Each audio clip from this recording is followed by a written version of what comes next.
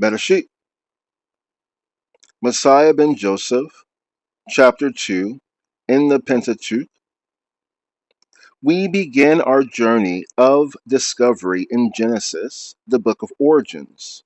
We take as our staff for the way the words of Rambam. The key to understanding all that the prophets, peace be upon them, have said is to understand the metaphors, meshalim, and what they signify, and the meaning of the words within them. More, Nevuchem, 6b. And so we will devote particular notice to the metaphors and images which we meet, for in them the deepest meanings of the text are concealed.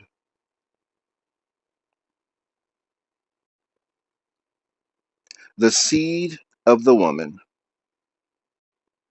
At the outset of the Bible's saga of redemption, the Holy One appears to Adam and Eve after their disobedience in the Garden of Eden.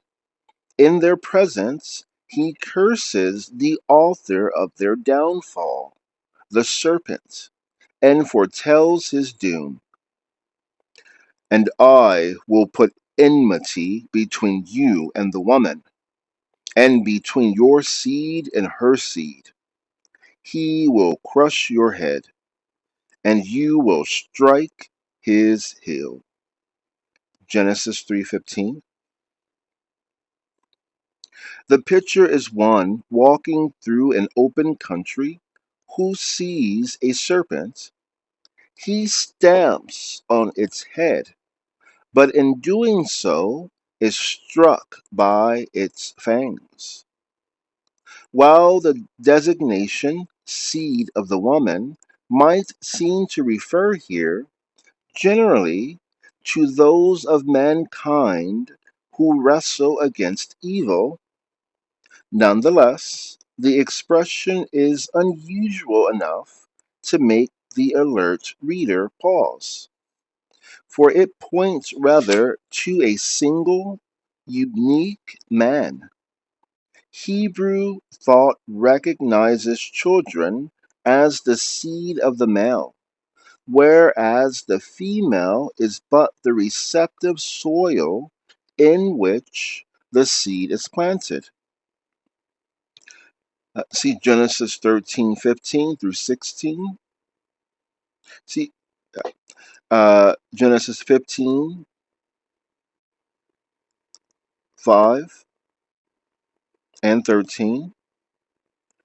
Genesis 17:7 and 10. Genesis 21:13. Psalms 22:23. 2 Kings 11:4, 1 and 14. Isaiah 49:19. Jeremiah 33:26. Thus, the expression seed of the woman raises the idea of one woman born, but of undisclosed paternity. Surprising though such an idea may seem to us, it was no less so in the world of Genesis, where women bore children to the sons of the gods, and where gods and men walked, talked, and wrestled together. See Genesis chapter 6, verses 2 through 4, and see for reference Genesis chapter 3, verses 8 through 10, Genesis chapter 18, verses 1 through 33, Genesis chapter 32, verse 30, Genesis chapter 32, verses 22 through 30, Genesis chapter 35, verses 9 through 13. Also see for reference Hamuri, 2008, for a discussion, Hamori, for a discussion of the origins of Messianism, and see for reference Hamuri, 2008, for a discussion of the origins of Messianism, see Appendix 1. And I will read Appendix 1 as an independent chapter on its own at the end. Kingi. This seed of the woman is to crush the head of the serpent tempter and destroy him. By crushing the serpent who subjugated mankind, he will undo the serpent's work and restore mankind's rightful dominion over the serpentine kingdom. But in this conflict, he will himself be wounded. The extent of his suffering is not stated. A serpent's strike can be fatal or merely painful, but he is to suffer in his conflict with evil. Israelite interpretation long recognized in this text the promise of a coming deliverer of mankind. The Targum Yerushalmi, for instance, applies the promise to the coming of the Messiah. Nevertheless, there shall be a medicine for the sons of the women. But for you, serpent, there shall be no medicine. But it shall be that for these there shall be a remedy for the heel in the days of the King Messiah. See likewise the interpretation of Paul at Galatians 3:16 and 4:4. Now let's remember that tradition holds the symbol of the prophecy going back to Adam, or in the prophetic nature, was the skin of a serpent. Very likely that which he shed, as serpents do, and left behind, but theoretically, the serpent was killed and skinned and held on to. Now, and that was passed down. It was seen, that was fought over by apparently Cain and Noah, and who would inherit the right that would come down even to this day. Now, here it says, uh, nevertheless, there should be a medicine for the sons of women. Well, women were known to be the ones who founded gardening, and who experimented with plants and made them and learned how they worked. They also experimented with mixing different types of so if a mother took a husband from her tribe, she would encourage her daughter to take a husband from another tribe to mix the two tribes together and produce a certain type of possibly stronger or more attractive offspring. And also, women were known to be able to create medicines that would heal themselves and men, and also provide intoxication. So, women are known for medicines. Now, a serpent, though, it says, but it shall be that, uh, but for you, serpent, there shall be no medicine. Why is that? Well, because a serpent, let's say a viper, or an asp, has venom, and its venom is poisonous and can kill you. However, what is the antidote to snake venom, to viper venom, to asp venom? The antidote is a preparation of that same venom, made in a certain way, that then works against itself. So you have the venom, let's say, that contains uh, from the snake, when if it bites you itself, it contains a pathogen. And just like an inoculation that we call a a vaccine, uh, sometimes you need to then, so the pathogen inside the venom is at full strength, but it seems that if you either cook it a certain way or cool it down or add a certain thing to it, then it becomes the antidote. It's the thing itself that heals you. So, how do you become cured from a snake bite? You need to find that snake or a similar one, or a woman who has already drained the snake of that venom and turned it into antivenom, into an antidote. So, it is possible that to overcome the serpent, which represents knowledge of the sensual world. It represents the spinal column, the activation of the chakras, the knowledge of the different parts of the soul, the nefesh, the ruach, the neshama on up, to counteract the intoxication, the drunkenness that you feel when you begin to learn about new things. You need a more sober version of it to to to carry you forward and to cover the intoxication. So if you in certain places, if you go out in the evening and you have vodka and your body is full of vodka, and then in the morning, you wake up, and so you become very drunk. And in the morning, you wake up and you're a bit ill. Maybe you drank some water in the night. Maybe you've expelled it from your body through urination, and your body is ill because it is dehydrated and missing that intoxication. So, one of the cures for intoxication is a little bit more vodka mixed with tomato juice, mixed with an acid, an acidic thing. So you had vodka last night directly. The next morning you had, let's say, uh, 5 ounces of it, and that was quite a lot. The next morning, you wake up, you have a big glass of tomato juice with a bit of water in it, and you have maybe 2 ounces of vodka. And so you have that in the morning, and then sometime around mid-afternoon, maybe you have another glass of tomato juice, which goes to your system and flushes it out, and you have 1 ounce of vodka at that point, and then theoretically, you take a night off from drinking uh, and let your body completely heal.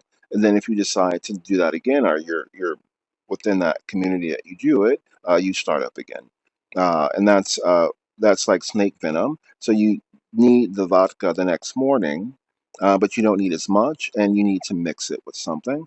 And so this is knowledge coupled with something acidic. Oftentimes, what you learned yesterday has problematic implications.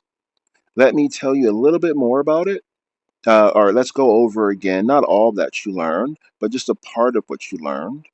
So you learned yesterday that in the United States, you're 18 years old, you're going to vote for the first time, and you're voting for president.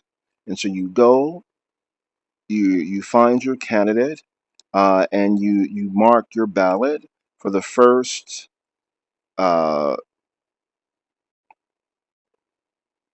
let's say, Latino president of the United States, right? You marked your ballot. You have down Ted Cruz's name, and you mark it, and then you find out after the votes are tallied that he won the popular vote. He won the majority. Okay, he won the majority, yet he didn't become president. Well, what happened? You're angry. I thought this was a democracy. I thought it would work. Well, what happened was in this country. So first you got drunk on the power of voting and being in the majority and getting your candidate. Then you find out, well, there's a system. So you voted, but your vote is counted by the state, and then the state allocates either all or some of something called a electors, The electoral college, so they had a certain amount of electoral votes. They cast those votes, and when those were all counted, and some states only do partial, and when that was done, those votes were counted, and even though he won the majority of people, he didn't win the majority of electoral votes, and he loses. And so you learn that information and you're very disappointed. And you resolve never to vote again. So there, you don't vote in the midterms, and the next summer presidential election comes around. Lo and behold, your candidate's up again, and he needs you to vote. And now you realize, oh, so then someone tells you, yeah, go ahead and vote. But while you're voting, make sure that you're also helping count how many electoral votes will be needed in the other states. So, yes, democracy is there. You need the majority to win your state, but you also need a different majority to win the entire country. And so now you know voting is something important, but now you need to vote with the idea of your majority in your place and the electoral college majority in the entire country. And so the electoral college is like the tomato juice mixed in with the vodka of the majority of vote. And that's just what it's going to take. Maybe you don't like tomato juice. That's what it's going to take for you to get over the drunkenness and the anger of not ever. I'll never drink again. I'll never vote again. Versus, okay, I will, but when I do it this time, I'll keep in mind that to drink 5 ounces of vodka in an evening may mean I have to also drink 3 more ounces of vodka and uh, 3 liters of tomato juice. And that's just what it's going to take if I want to participate in this game. So and that's very serpentine. So the explanation that I've given now is very serpentine. Someone else who's religious, let's say, uh, would say, "Hey, you know what? It is better not to drink. Just don't drink at all. So you don't have to feel drunk. You don't have to drink all that tomato juice that may just kind of give you acid reflux. You don't have to participate in the bar culture. You can save your money. Just don't drink." And some people will say, yeah, I'm just not going to drink. I don't like tomato juice. Other people will say, well, I don't need the tomato juice. I'll, use coffee or use something else. Again, they'll just vote for Congress or do something else. So what I gave, the examples that I gave, however convincing, however interesting, however now you're planning on your 5 ounces of vodka in the evening and your 3 ounces and tomato juice with a liter of tomato juice in the morning, and now your 2 ounces or 1 ounce with tomato juice in the afternoon, day off and starting again, uh, someone else would just say, just don't drink at all. And you can avoid all this nonsense. All right. So to say don't drink at all, you can avoid all this nonsense is the religious view, the safer view that says you probably won't get in trouble for what drinking will get you and all that. The serpentine view is here's the intoxicant that you want. Here's an apple. Here's knowledge. But, if you get a little bit drunk on it, or if there's something that harms you, you would take the venom as the knowledge, and then you need a bit more knowledge and a different knowledge added to it to overcome what you've already learned. So if you're learning something here that seems uh, you want to go, say you're a minister, you want to go preach it, you may need to also know a bit more to avoid the drunkenness that you might cause and the damage that you're causing. And theoretically, while the venom, I'll take it from a Judean standpoint and a non-Samaritan standpoint. So yes, the Samaritan is reading a book about Samaritans, and so there's going to be some venom in it. But the anti-venom I'm also providing are a bit of explanations at the same time, and of course it comes from the same source. Um, and hopefully it'll dampen your drunkenness. You may find someone that says just give it a miss altogether and learn what you can about the Messiah ben David and what he's going to do instead of learning this. So I'll give you that warning here in chapter 2, page N, the first section, the seed of the woman. And now I'm going to proceed to Jacob's blessing. In the penultimate chapter of Genesis, Jacob, the patriarch, gathers his sons to tell them what will befall them in the time to come. The passage, known as the Blessing of Jacob, contains the well-known promise of a world ruler to arise from the tribe of Judah, a passage interpreted messianically since ancient times. See Numbers chapter 24, verse 17, Ezekiel chapter 21, verse 27, Zechariah chapter 10, verse 4, and the Qumran text, or the Dead Sea Scrolls, the Great Salt Sea, 4Q252, 5.1, and Targum, uh, Yerushalmi, are the translated works in Jerusalem, to Genesis 49:11.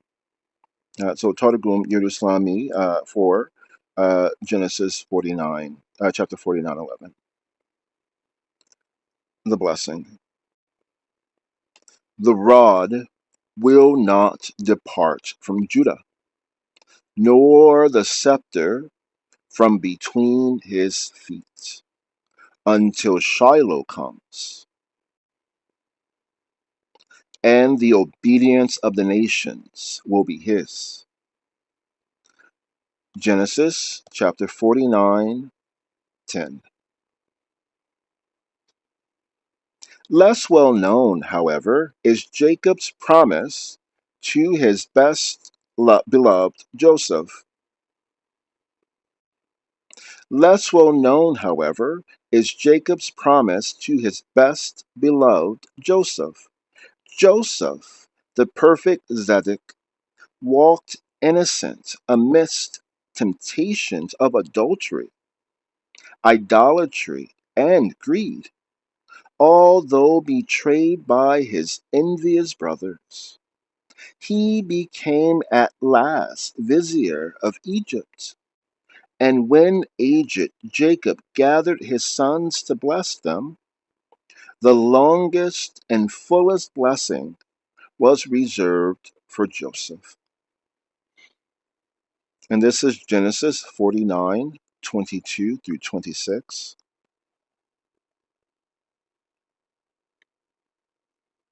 ESV.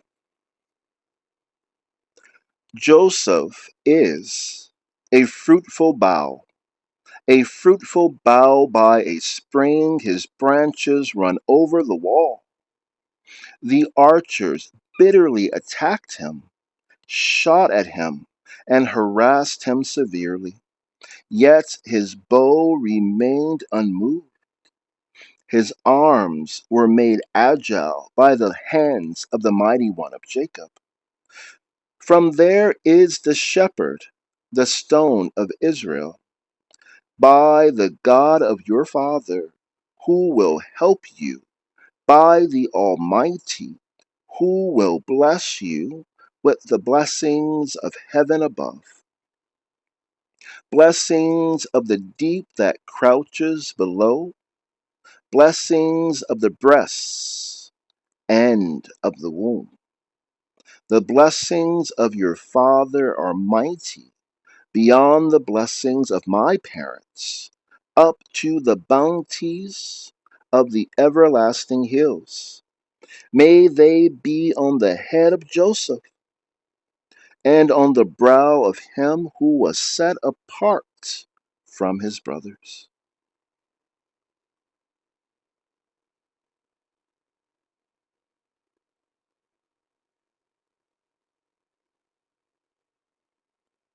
Verse 9. Judah is a lion's cub. From the prey, my son, you have gone up. He stooped down. He crouched as a lion and as a lioness. Who dares rouse him? The scepter shall not depart from Judah, nor the ruler's staff from between his feet, until tribute comes to him, and to him shall be the obedience of the peoples, binding his foal to the vine, and his donkey's colt to the choice vine. He has washed his garments in wine, and his vesture in the blood of grapes. His eyes are darker than wine, and his teeth whiter than milk.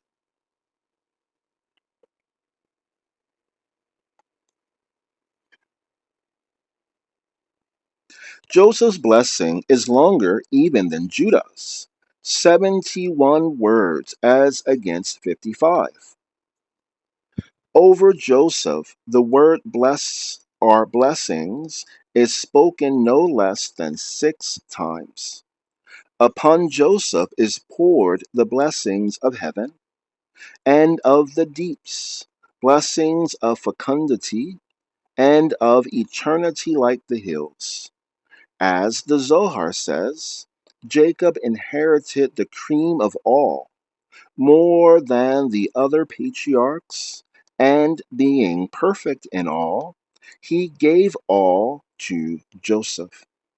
Zohar, Vayechi 1.247b. And with the pyrotechnical outburst of blessing, the apogee and consumption of Genesis, the book winds to its swift close with the deaths of Jacob and Joseph, while the fate of Judah and the rest is not even recorded.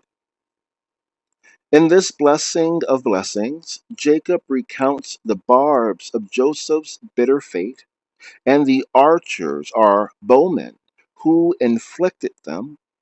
These barbs would include the slave trader's cruel inflictions, Potiphar's wife and her lies, Pharaoh's cupbearer and his ingratitude.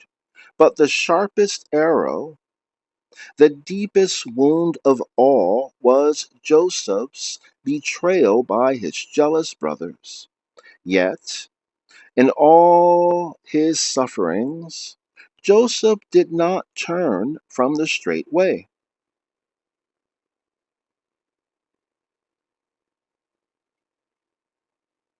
Once again, a fruitful shoot or son is Joseph, a fruitful shoot upon a spring, whose branches run over the wall. They attacked him and shot at him. They hated him, the bowmen, but his bow remained steady, and the arms of his hands became supple. Yapozu. From the hands of the might of Jacob. From thence, Mishim, a shepherd, a rock of Israel.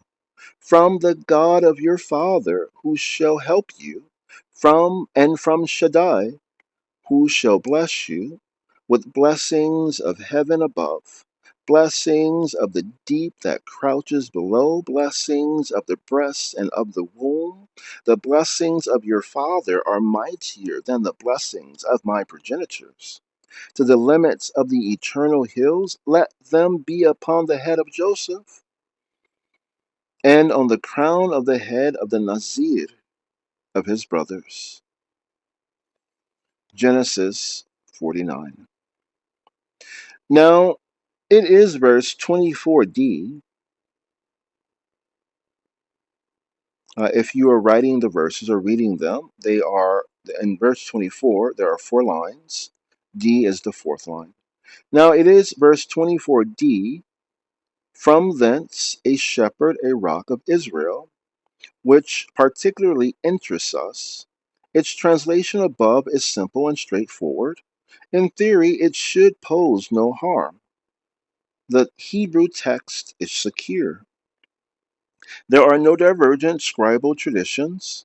It is corroborated exactly by the Old Greek translation, the Septuagint. Yet, despite all this, translations have blurred it. The Aramaic translator of the Syriac Peshitta, reading a Hebrew text with no vowel points, took Hebrew mishim as mem shen mem as mishem from the name of rather than misham. So as misham from the name of rather than misham from thence. The vocalization attested by the later Masoretic text. The result was that the Peshitta translates verse 24d as from the name of, to make a nice parallel with verse 24c.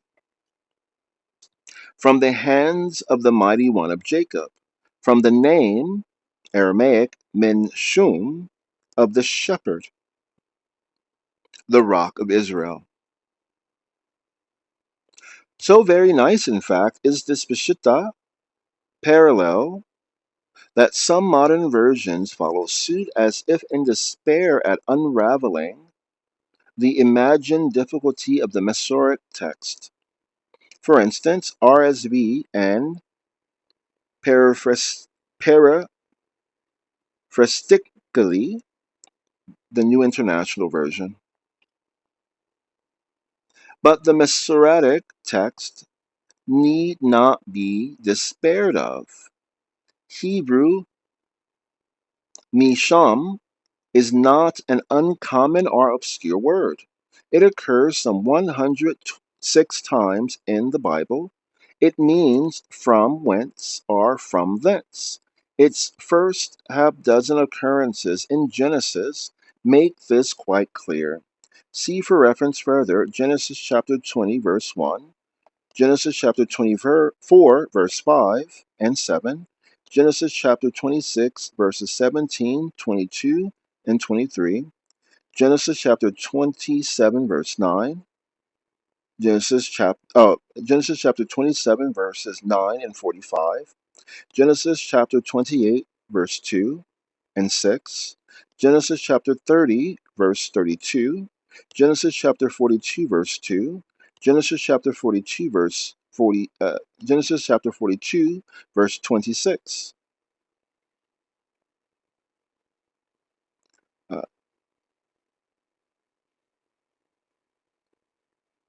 so its first half dozen occurrences in Genesis make this quite clear. And so those I read were further than these first six. So the first six here, Genesis 3, Genesis chapter 3, verses 23. So the Lord sent him forth. And so what are we speaking of?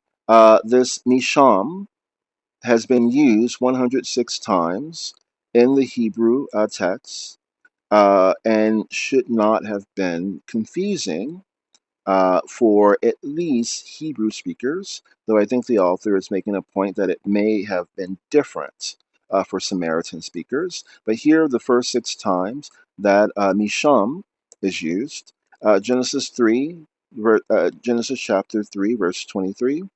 So the Lord God sent him forth from the Garden of Eden to work the ground from whence Misham he had been taken. Genesis chapter 10, verse 14. Path Rusim, Kasluhim, from whence Misham came the Philistines, and Kaphtorim. Genesis chapter 11, verse 8. And the Lord scattered them from thence, Misham, over the face of the earth. Genesis chapter 12, verse 8. And he moved from thence, Misham, to the mountain on the east of Bethel. Genesis chapter 18, verse 16. And the men arose from thence, Misham, and looked toward Sodom. Genesis chapter 18, verse 22. And the men turned from thence, Misham, and went toward Sodom. What is my accent? I'm using a Tuscanan accent, a Tuscany Italian accent, uh, And so that's how I'm pronouncing the vowels with the E-I-O-A cipher. The cipher is, in English, we would say I-A-O-E.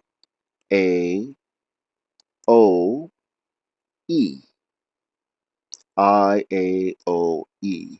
However, in Tuscanan, the people of Tuscany left Canaan and moved to Tuscany.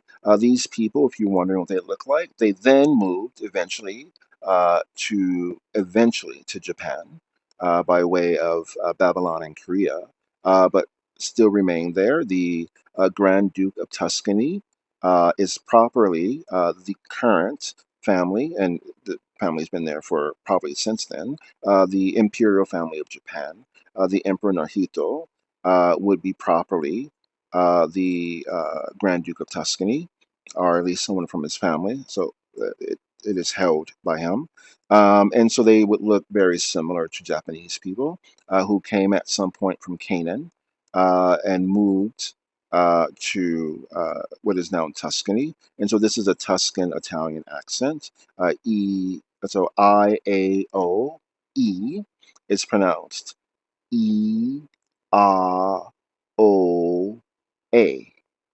And using this method, if you're reading Latin derived languages or even Germanic derived languages, you can at least have a correct accent from Tuscanan, which is older, when you read them. So, me, M-I, dash S-H-A-M, Sham, me, Sham is how I'm reading it. And that's the accent I imagine a Samaritan would have, and does. Nor need there be any quibble about preferring the latter Masoretic vowels to the older Peshitic reading.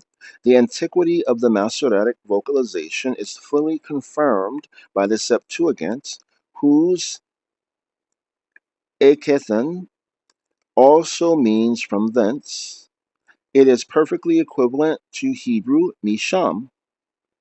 Therefore, since misham poses no difficulty, and since it is supported by the oldest translation, the text is lucid, and the honest solution is to take it as it stands.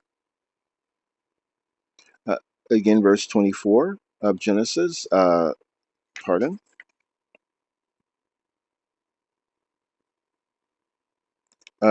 Genesis 49, chapter 49, verses 24 and 25.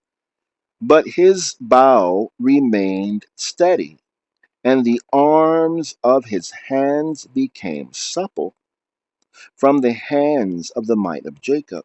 From thence a shepherd, a rock of Israel, from the God of your father, who shall help you, and from Shaddai, who shall bless you. And this is what the best translations still say. See ESV, NASB, ASB, KJV. A shepherd rock proceeds from the might of Jacob, that is, from Jacob's God, from Shaddai. So far, so good. But if we should ask when this shepherd rock should emerge, then another fork appears in the way, courtesy of Jerome.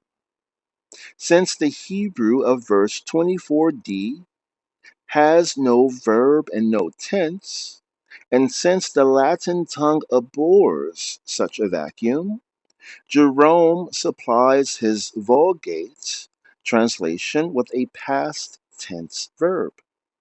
Per manus potentes eacut. Indi pastor egressus est lapis Israel. Verse 24c through d. That is, by the hand of the mighty one of Jacob, whence a shepherd went forth, a rock of Israel.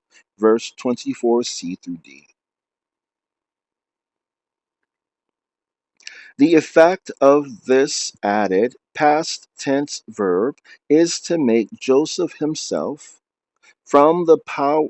The effect of this added past tense verb is to make Joseph himself from the divine power a shepherd and rock to Israel. In this, he is following the Douai translation. And I may have a defense of St. Jerome in just a second. Rashi too makes Joseph the divine person in view. Like the Targum on Kilus, he takes Yapuzu, verse 24b, to mean that Pharaoh bedecked Joseph's hands with buzz, that is, gold, by placing his ring on his hand, and then Joseph went forth to be the shepherd and the rock of Israel. Ibn Ezra too says the shepherd rock is Joseph. But they miss the point. The shepherd rock cannot be Joseph because Jacob's blessing speaks of the future, not the past. It is flagged up from the beginning as predictive prophecy. Gather yourselves, Jacob tells his sons, that I may tell you what shall befall you in the latter days. Be ahit hayamim. Genesis 49:1. His sons are to learn their future destiny. Reuben is not to excel, verse 4. Simeon and Levi are to be scattered, verse 7. Judah shall rule until Shiloh comes, verse 10. Zebulun shall dwell at the sea, verse 13, and so on. In the same way, the words spoken of Joseph must refer to the days thereafter. By that token, the missing verb about the coming shepherd rock should not be taken as past tense at all, but as future, describing one yet to come. From the hands of the might of Jacob, from thence shall go forth a shepherd rock of Israel, verse 24c through d. Now, how do I also defend Professor Mitchell? There's a principle of usually rabbinic interpretation, so from Judah, which says if there are two conflicts in the scriptures, seek a third way. So we'll get there. This coming one, sketched as a shepherd and rock, must be a king. The shepherd was a well established royal metaphor throughout the ancient East. Gudea of Lagash, who reigned 2140 to 2120 BC, called himself Sipadzid, the true shepherd. Hammurabi, the Babylonian, who reigned 1792 to 1750, styled himself the shepherd called by Unlil. Anat 164, Unli'il, Unli'al. From Egypt, the papyrus, and I call him Abraham Arabi, Abraham Arabi. Arabi means someone who is extremely rhetorically well spoken. From Egypt, the papyrus text call the admonitions of Apu or Ipuver, Ipuwer, roughly contemporaneous with Jacob's clan, foretells an ideal, even divine king ruling his people under the blessing of Ra, one who is the herdsman of all men. Ipuver is also known as Anpu or Anubis, the son of Seth, the son of Ra. He wore a jackal's head to hide himself from being seen when he worshipped, but to be known as well. Evil is not in his heart, though his herd may be small. Still, he has spent the day caring for them. Anat 443, ANET 443, the papyrus dates from the 13th century, circa 1800 to 1650 BC, but the text itself is older, dating perhaps from the late 3rd millennium BC. Likewise, the writer of Genesis uses the metaphor of the protecting shepherd to denote the divine king. 48:15, and later Israelites employed it both for heavenly and earthly monarchs. Heavenly, you'll find in Isaiah chapter 40, verse 11, Jeremiah chapter 23, verse 2, Ezekiel chapter 34:11, FF, Psalms chapter 23, verse 1, Psalms chapter 74, verse 1, Psalms chapter 78, verse 52, and and continuing, Psalms chapter 79, verse 13, Psalms chapter 80, verse 1, Psalms chapter 95, verse 7, Psalms chapter 100, verse 3. Earthly, as above, so below, but inversely. Numbers chapter 27, verse 17, Isaiah chapter 44, verse 28, Jeremiah chapter 6, verse 3, and Jeremiah chapter 23, verses 1 through 4, Ezekiel chapter 34, verse 2 FF, Ezekiel chapter 37, verse 24, Micah chapter 5, verse 4.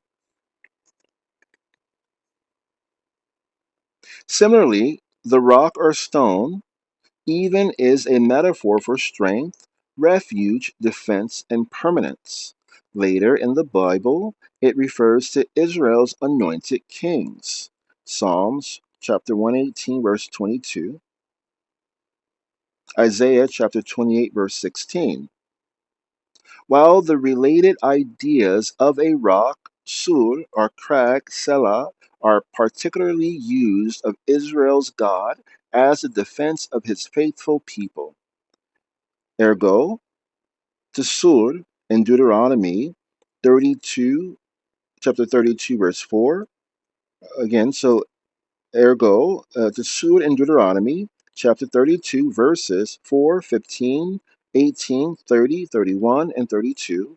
2 Samuel chapter 22, verses 3, 32, and 47. And 2 Samuel chapter 23, verses 3. And the word Selah in 2 Samuel 22, 2.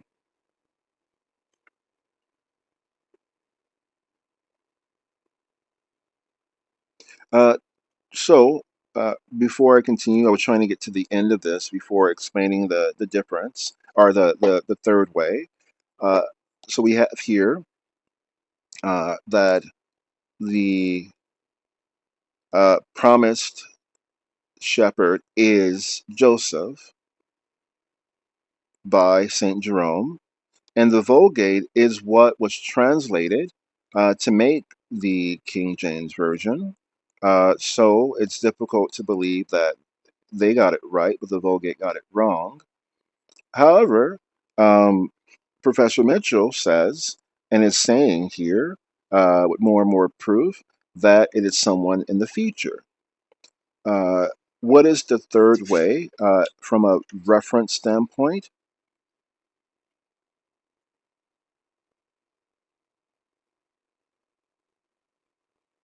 So again, Genesis 49, verse 24, as provided by Professor Mitchell. But his bow remained steady, or his bow, and the arms of his hands became supple, yapuzu, from the hands of the might of Jacob. From thence Misham, a shepherd, a rock of Israel. And 25, from the God of your father. So who's giving the blessing? What is Israel at the point where the patriarch Jacob is blessing? Israel is himself and those present. He is Israel. He himself. He will be a rock of myself, he is saying, and a rock of those collected here who are by extent now called Israel, called them by their father's name is the tradition. So they are all Israel, and we are all Israel. But from what? From which part of Israel? Well, to avoid going all the way to Ephraim and Manasseh, they have said Joseph. But was it Joseph? Well, yes. Israel, the rock of Israel being spoken of, is Joseph. Zepnat Pa'aneh himself. That's who's being spoken of. But is it Joseph? Well, no, Professor Mitchell says it is Joseph, but it is, let's say, a rock of Joseph, or the seed of Joseph. So it could have been Ephraim or Manasseh, or one from them. And so, because it's the future, and Ephraim and Manasseh were there, it is very, and is Joseph's line, and either Ephraim or Manasseh. Uh, Ephraim, the second son, was blessed first, very likely because his mother was Hebrew, and Manasseh was the oldest son, blessed second, very likely because his mother was the priestess of On, an Egyptian and the daughter of the Pharaoh. And so there was an inheritance he had already, so he got a half inheritance. Though uh, that gave Joseph more in general, both ways. And this is how Israel extends from the River Nile all the way to the rivers of Babylon. Abraham came from Babylon, and Joseph marrying into the family of the Pharaoh, who also held the priest and priesthood of On, of Heliopolis, then allows Israel to extend across those lines if, assuming Joseph is in play, and also though in the family of Abraham is in play, who have mixed in and come from Jacob's line. Otherwise, the land has been demarcated very specifically in the Chumash, in the Torah, what places the various tribes have in what is called Israel and across the Jordan. And then beyond that, it would have been known by those tribes what they had in Egypt and what they might have, especially with the Babylonian exile in Babylon, in Arak, and places like that, in Persia. So they're all right, but it wasn't Joseph, even if it was. It wasn't Ephraim or Manasseh, even if it were. It's someone who will come from Joseph, from Ephraim, maybe, and Manasseh later on at a certain time. So they're all correct, and that's without disputing Misham being from thence. And so they're all correct. And so this is a form of rhetoric where it appears that there is an argument being made against someone. It is only in that he was unable to be exact, even though St. Jerome was very exact in saying Joseph. Did he mean uh, Bet Joseph, the house of Joseph, or Joseph himself? He meant Joseph, and he meant everything that came from Joseph. And also, there is a conflict, possibly. And this is why, to explain it from my own research and my own family heritage, that I when I found out that I extend from the line of Ephraim and Manasseh, and that by DNA evidence, I'm related to Ramesses the third, his Majesty, uh, who is the pharaoh after Ramses the second, who was the one who was required to release Israel um, back into the world, it is very likely that Joseph's Pharaoh was Amenhotep III, and that Joseph himself, Zebnapa'aneh, was Amenhotep IV, but he wasn't allowed to take that name. The pharaoh said to him, or the king, as he was called then, because the king makes a pharaoh. The king is the ruler, and he puts a vizier over the people. And since Joshua 14 and Rikiyun, that vizier has been called pharaoh. And so there often are two, and it's not always known. So it is very likely that Joseph would have been Amenhotep IV, marrying the daughter of Pharaoh, uh, Asenath. She's often called the priestess of On. Um, Marrying her, she would in effect have been a pharaoh, but since Hatshepsut, I believe was before this, maybe she was after, it hadn't happened. So he brought in a prince, a Nasi, to marry his daughter and take on the role. And he said to him, "You have all of my authority except my name." And so he took a name which is not pronounceable. Uh, it's pronounceable. We're not supposed to say it because the name literally means it has several strange meanings. It means my brother is my son. It can mean that I am the brother of the outer realm of the sun. And also, he would eventually reestablish his father's tradition uh, on the other side of the Sinai in a place called Amarna. And his son became very famous. Now, was King Tut Manasseh possible? And there are others who would have come down his line as well with his wife. King Tut's wife is Maharama'at, and then they would have produced children, leading all the way down in some way to Ramesses the second. And so, what you're interacting with here is kind of a family drama in a way, and people wanting to leave and go back to what was promised to them, probably by Joseph at some other point. But there have been some conflicts over the temples and whether or not the temples were safe to be in. Is very likely that if King Tut died the way we believe he died because he was trying to reestablish rulership, bring the temples open again. He assumed his father. Who was not named Amenhotep the fourth. Um, he assumed his father was against their practices inside the temple. He may have been, but what he was against was their cleanliness. Being Jewish and being highly concerned, even at that point, with uh, uh, cleanliness, and he had water features everywhere in Amarna. He knew the temples were unclean and were serving unclean food. They may just not have known any better, so he closed them down with the idea of reforming them to become cleaner places and stop spreading disease. It's very likely that King Tut opened them again and went into the temple himself to learn with the people and ate something that he died from. He said he died from an intestinal disease. So these are all things that you can derive from the historical method, and that's what I've done. And so is Joseph's line. So basically, it would come from that line. So it's in saying very little, but giving two opinions. The student of rabbinic sources knows to say, wait a minute, you wouldn't insult St. Jerome, would you?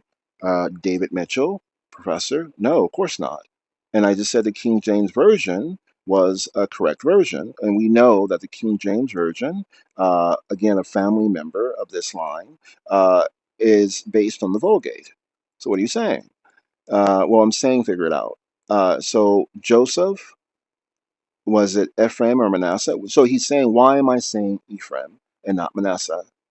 And he's saying it, one, to not cause conflict that part of Egypt would be taken over, and also that Ephraim had a Hebrew mother, and so that he would have, and so did Joseph, and so that the line that Jews may want to that care about would come from Ephraim, not Manasseh, because of the conflict that would have happened to Ramses II. So the argument here embed it, and I'll give it now, so we'll get there later, that why this is the Messiah ben Ephraim, Joseph, and not the Messiah ben Manasseh, ben Joseph, is because of the heritage argument. And what else is there as a conflict? Well, these are Samaritans, so why wouldn't it be Manasseh? Well, Ephraim had the higher authority.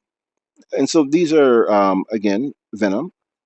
These are things that you can argue over, uh, or it would be easier to say that the individual, and there was an individual who came about later, whose name I can't remember, but who was made a Kohen, because he came from the line of Ephraim, Manasseh, and Levi, and also descended from Aaron. So from that stand, and he was made by the divine a Kohen because he combined all three. So he could have been the great shepherd spoken of as well.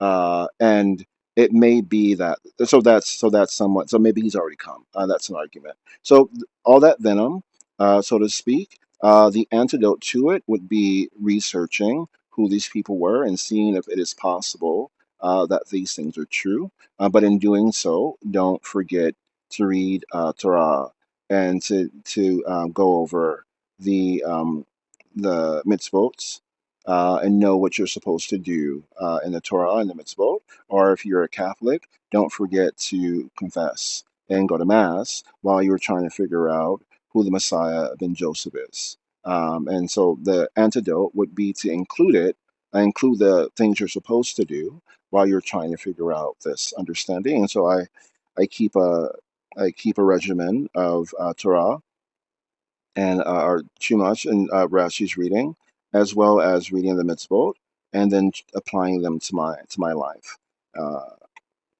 while I read this stuff here, which again can be a bit venomous.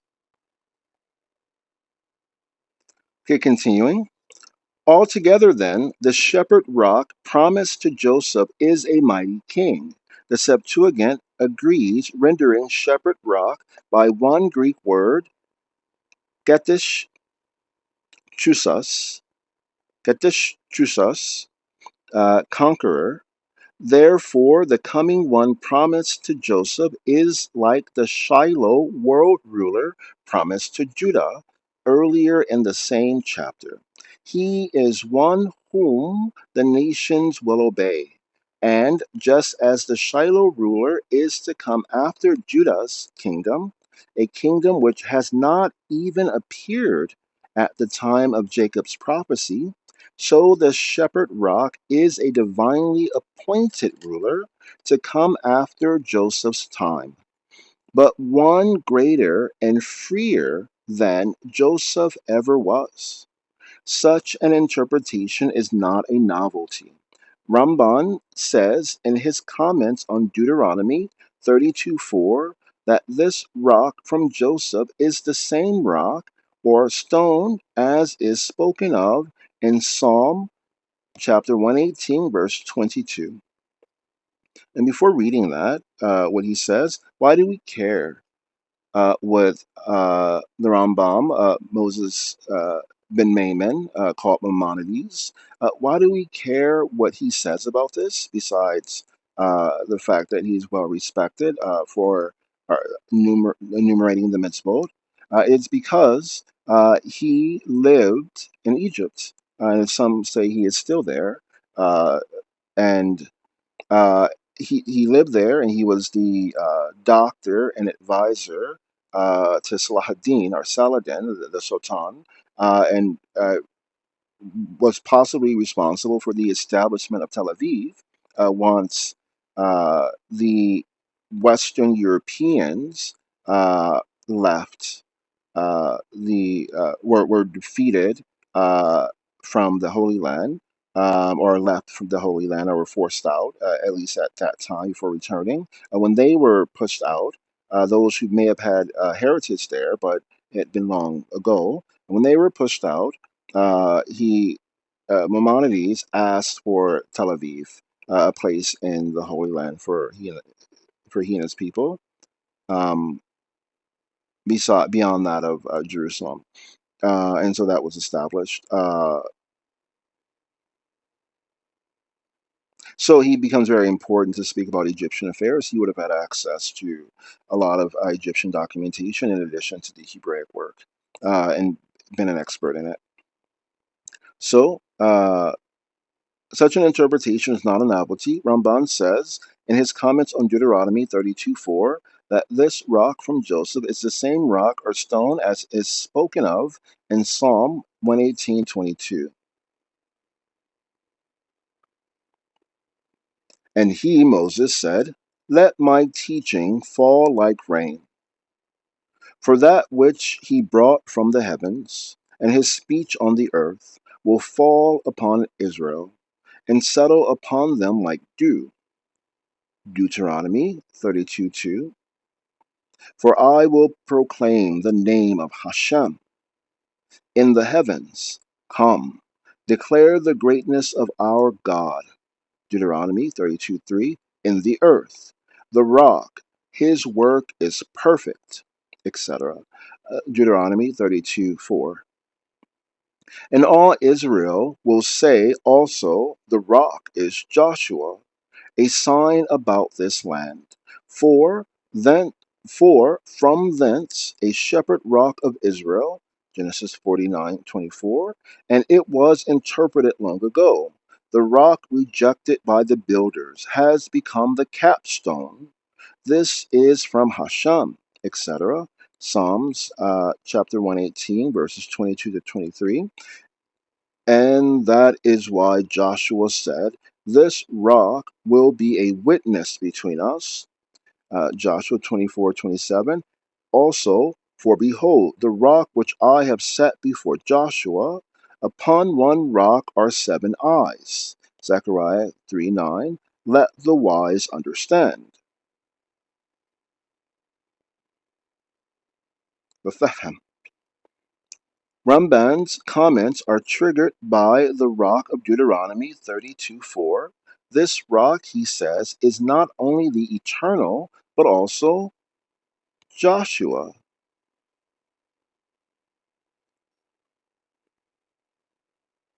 Yahushua, which means the one who helps or serves the Lord.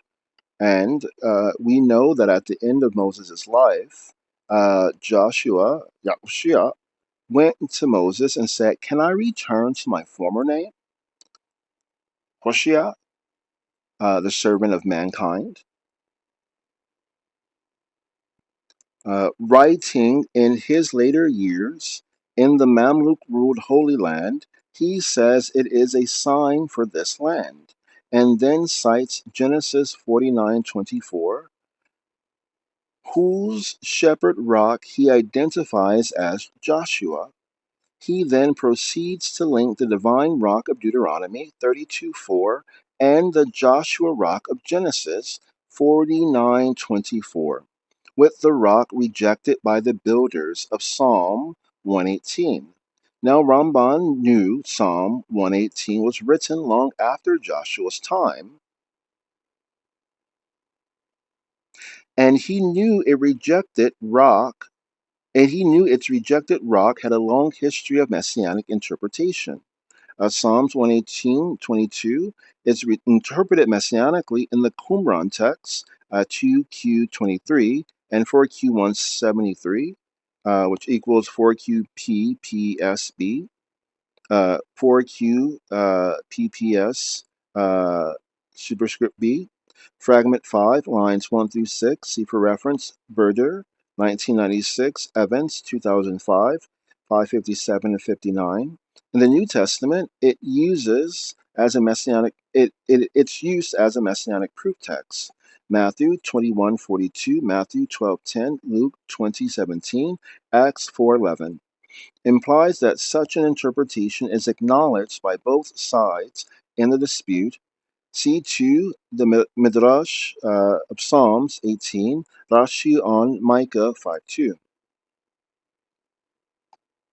So Ramban is not speaking of Joshua ben Nun, but of another Joshua rock yet to come.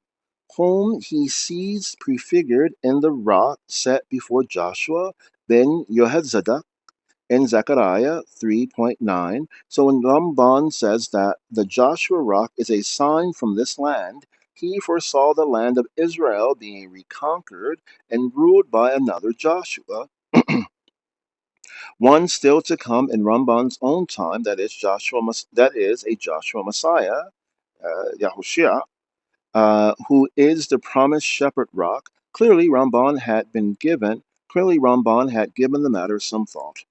Uh, Radak, too, at his commentary on Psalms 118:22, connects the rock rejected by the builders with the rock of Genesis 49:24, but he thinks the rock is Israel, rejected by the rulers of the world, to become the head of the corner in the day of their deliverance.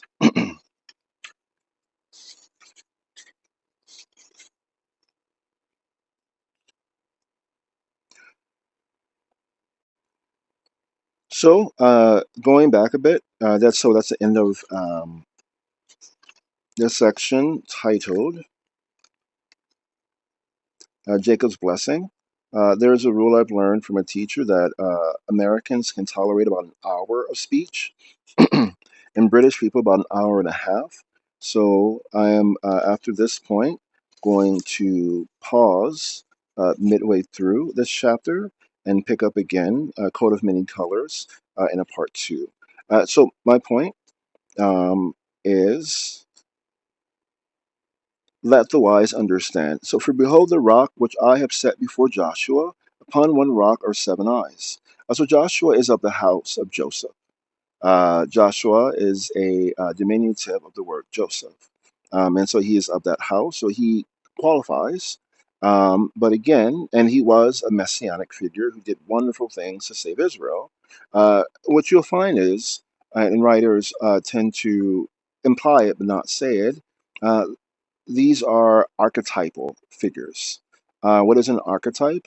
An archetype is one who fits the mold, but since revelation is perpetual, since these things go on and on and on, they reappear periodically throughout time, and they do it again.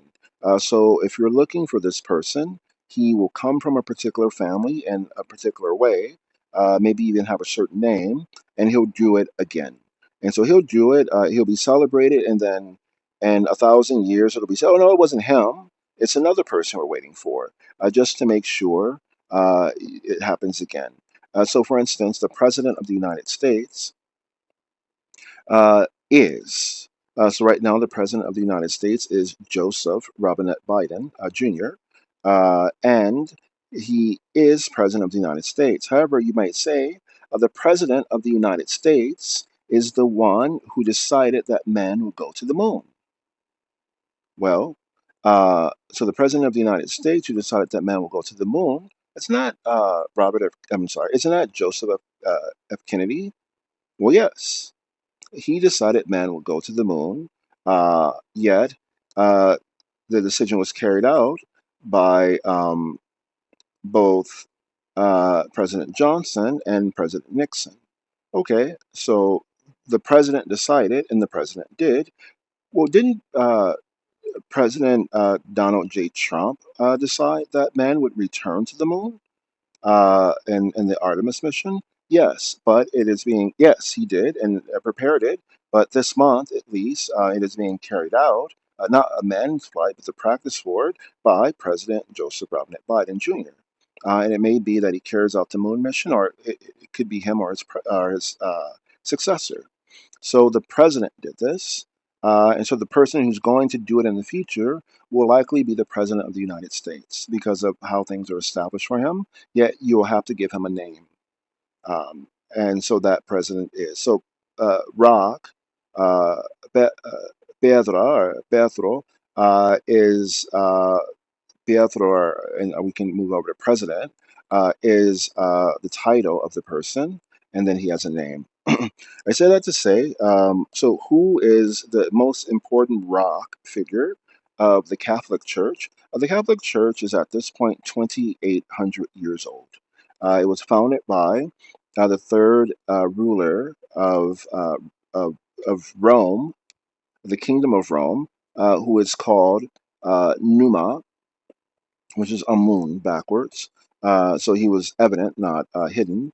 And before him was the king Romulus, and before him was probably his sister Ramos, when at a time he transitioned between female rulership and male rulership.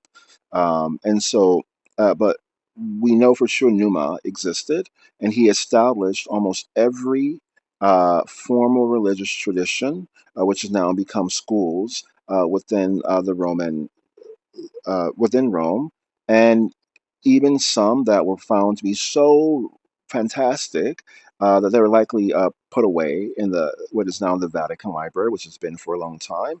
And some people say they were buried with him, and some people say they were destroyed.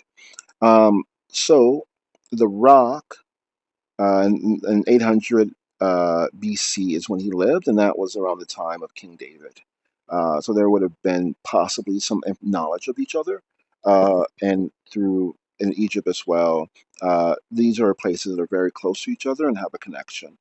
So where Rome is, where Alexandria is, and uh, where Israel is, are all places that can and did interact by boat and by bird, by bird messenger as well, vulture and raven and pigeon and hoopoe. They sent messages back and forth. These were very close distances for those birds to fly and carry messages. The rock named by Iesu Christos was Peter. You on this rock I will build my church. Well, why was Peter called, or why was Simeon called Peter? Maybe he was always called Simeon Petru, because very likely he descends from Joseph, and he had been considered a potential or yet another archetype for this Josephine Messiah, for this rock that Jacob promised. He was considered that. And so what you have then is a Catholic church founded by possibly a Samaritan, a Samaritan Messiah figure, uh, encouraged by one who is considered a Judean Messiah figure. So the Judean Messiah recognizes, again, Judean Messiah figure who fit all the characteristics. He did have monarchy. He had a number of other things too. Uh, I will build my church upon you because you fit this role. And so over here, the Roman Catholic Church is a church that follows the Josephine Messiah, and you know this because the symbol of Joseph is the obelisk. And when he married the priestess of On, as we learn about in the story of Joseph and Asenath, uh, she she converts to his religion. She says, I am so distraught and sad. I believe my husband. I believe that your God is real. Your God is the one. What shall I do about the lady Isis, about Isis? What shall I tell the people? They'll be so disappointed. We have to go and tell them now that she is false. And Joseph said to her, what does Isis represent? That you represent mercy and goodness and grace and love and all of those wonderful things, truth, justice, the Egyptian way. Does she represent all those? Well, yes, she said, my love, she does represent them. Then let us not tell the people yet about this, because again, you have the whole concept of the uh, of uh, of Adonai and Sakina, uh, dwelling together in the temple. So the feminine aspect is already part of tradition. And so he said, let us not tell that, but what I will do is I'll place my symbol, the symbol of my God, an obelisk, the symbol of going all the way back to a being called Min or Ming, this obelisk in front of your temple, and all will know that the one God comes before or the Father comes before your temple, which is a receptive place before the Mother. the great mother Aziz. And so then she said to him, being a new convert, won't they be looking through a veil dimly? Won't they have, let's say, a piece of muslin cloth up, or some other kind of porous cloth, unlikely to be silk? Let's say, won't they have a piece of cloth up, and when they look through it, won't they see something that isn't quite the truth? And that's kind of where they leave it. So the so the people are looking through a veil dimly. These days, we have the movie with Keanu Reeves and Robert Downey Jr. and a few others called A Scanner Darkly. Uh, so that's kind of another a way of looking at it. So they're looking through. So if you are now very close to today, you have a black mirror. Are they looking at it in a way that isn't so clear? Even if they are, they should tear down the veil if they want to see the truth, which was said to happen after crucifixion, or they should polish the mirror so they can see it more clearly. But to avoid conflict, we'll leave it this way. And in the Catholic at the Vatican, you'll see an obelisk, and there's several even in the United Kingdom. That obelisk is present. Her Majesty Queen Elizabeth II, may she continue on for a very long time, and if she does leave us, may she be always remembered in spirit and bless us with great blessings from heaven. She has obelisks around, I think, her Balmoral uh, residence, but the obelisk is the symbol of Joseph and the symbol of the one God. And so it's very likely that the Catholic Church is a Josephine messianic church founded on Peter, a Joseph's Messiah, who deferred to Judah in the form of Jesu Cristo, and whoever would follow him in that type of role. And so they combine the two roles, but I think they take on the Samaritan and Josephine way, while Israel continues to follow the way of Judah. And so that's something, again, a bit of venom to keep in mind. It doesn't negate the difficulties that have happened, even between the tribe of Benjamin and Judah, even though the Miskan is on Benjamin's land. It doesn't, these conflicts occur, but there may be solutions if you have more information to dilute the venom and turn it into an antidote. So another rock could have been Peter, and then we may have had other rocks that emerged later from this family line and from that family line. So what we have here is something that we're kind of skipping over. What we have here is monarchical succession. We have a royal family that is also a religious family, uh, offering their blessing in succession and offering their sons, as it were, from this line to be messianic figures, and they are filling a bucket, so to speak, until one day uh, one or both will have an opportunity to govern the world, the whole earth. And why is that something that we can imagine? Well, we're going to the moon, uh, and in 2 years to permanently occupy it with a colony there. We will very likely go to Mars to do the same. There's talk about Vesta, the clouds of Venus. There is Ganymede, which has a close relationship to Yoso, to Jesus Christ. There, he was known to have some affinity for the being of Ganymede, who was sad upon the earth and kind of taken up to heaven by Father Jupiter and comforted and made the wine bearer. And so uh, it seems like mankind will be occupying. There's some talk of Titan or a space station outside the Earth. So at some point, it's very likely the Earth will be brought together and require a single leader. And it will not surprise anyone if that single leader has Jewish heritage. It won't surprise anyone at all. And very likely, there will be someone who can prove that they're from the line of Judah and through David, as you have with the Ethiopian royal house and maybe others, and then some who will extend from the line of Joseph, as you have with the king of Spain. His Majesty Felipe VI, Alfonso, and many of the houses of Europe, including the British Royal House and the Belgian and Denmark, come from Joseph. It's possible that someone from these families will rule the world in a sense of a United Nations or a world federation and bring the world together and rule it singularly. And then you ask yourself, what is prophecy? Prophecy uh, is the product of divinely inspired uh, intellect.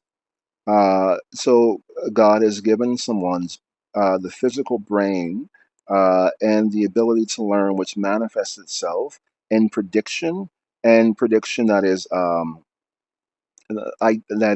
convincing, that is rhetorical prediction. So not only is it possible to rule the world, but I will give you who shall rule it and make it appealing to you that you'll look for this person to do it, and they'll always feel a responsibility until it happens. So it may have been that Patriarch Jacob wanted the world to be ruled as one entire entity, that he knew that the earth was a singularity, that there was this whole thing called the earth, which not everyone knew, and that it should be ruled. Some people were able to know this by looking at uh, the moon, or looking through a telescope to see planets as circular or as spherical, and assumed that the Earth was as well. The flat Earth movement are people who say they have not yet scientifically proven that this Earth is spherical, so they will assume it's flat. And so they can get out of the Earth into the atmosphere further and see that the Earth is round, no matter how many pictures of it you'll show. So it's more of a can I prove it myself theory, uh, versus not, and lets you believe it just because the other planets are round that this one is. Well, some of the asteroids have strange shapes, etc. And the Earth is not a sphere. It is what it is. It's a sphere. It is not a perfect circle. So it is thinner at the top and bottom than it is around its middle. You may have a shape that has an evenness all around it, which is not this Earth. So again, there was some conflict there, only in specifics. So he knew and believed that the Earth was a sphere, and wanted it ruled by a single person, and wanted that person to come from two of his sons, from Judah, who would walk first with Moses whenever they moved in the Sinai Peninsula, and from Joseph, who had already at that point established himself in Egypt, which Kemet was literally the what Egypt means, or Kemet means, is earth. Whether the earth physically itself, but it means the whole earth. Egypt was established to rule the world. And so Jacob would have had an idea. Well, let's put this down and put it in writing, and writing is something rare. We have more writing than others, and others seem to care a lot about our writing.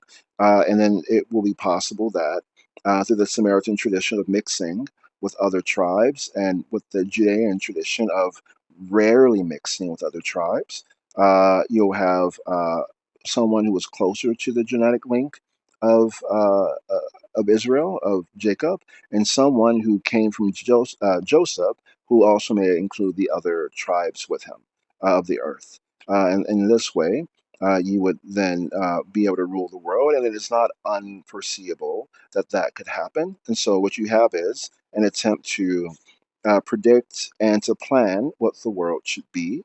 And I continue that tradition from my standpoint of being knowing that I am from Joseph, both from Ephraim and Manasseh, and I am from Levi, possibly from Aaron, but very likely from the third Cohen, or the Cohen who was made last, because of his heritage from Levi, Ephraim and Manasseh.